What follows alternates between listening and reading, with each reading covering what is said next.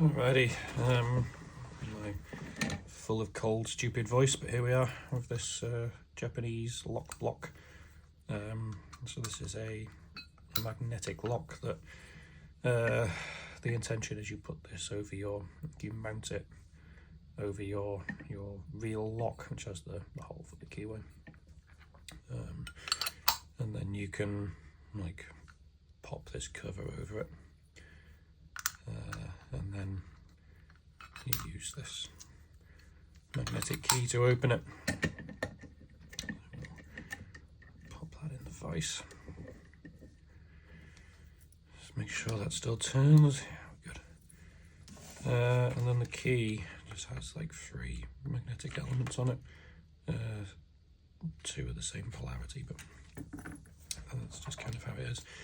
So I'm going to use a contact mic with this one just because I have the aircon on in here, and yeah, I can't really hear the feedback from it. Yeah, and then I 3D printed this little tensioner, so it just mimics the outside of this key and the little nub there that will go in here and just apply tension to it. So I'm going to pick it with some headphones on for the feedback.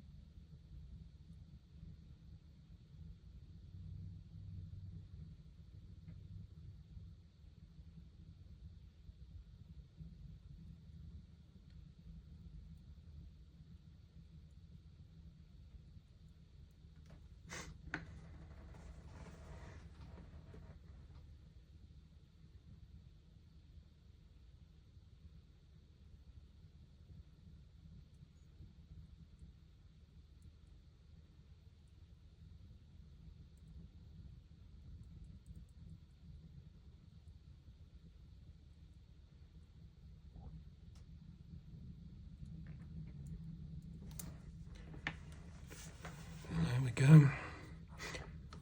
So we should be able to take this piece out now. Maybe it's not picked. It's turned pretty far. See if there's any still binding.